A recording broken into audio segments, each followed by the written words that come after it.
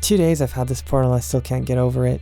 Hello Exile, and in this edition of Before I Buy, we'll be taking a look at everything Miracle and seeing if it's worth your money. But the short answer is yes it is. And the reason I say that is because this armor set brings with it features we've never had before in an MTX set, no doubt the result of the changes they said they were implementing into the system when it was brought up on Bayclast a few weeks ago.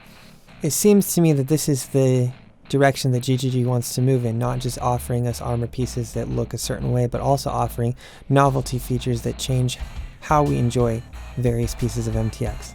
Now, we've had the portal for a couple days already, and I'm sure everybody's seen the proximity effects and animations on that. But what I really want to draw attention to in this video specifically, and what I feel is the crown jewel of the set, is the back attachment. A pair of hands that are furl and unfurl to display spells based on whether or not you're in town or in your hideout or in a map.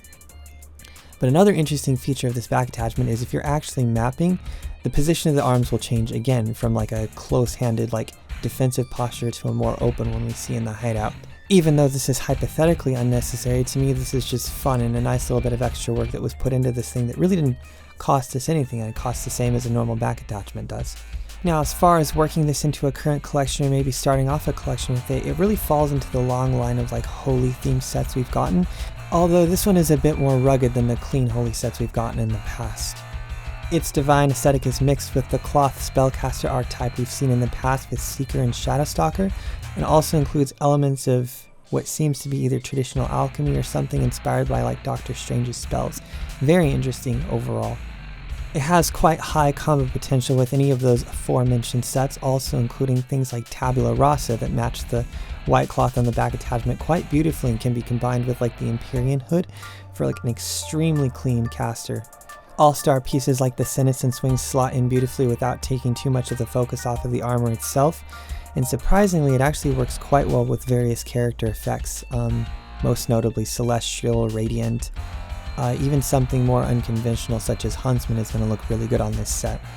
You'll want to stay away from anything far too bright though, as additive blending will cause the surface of the armor to begin to look washed out while the cloth shines through. It's really not a good look.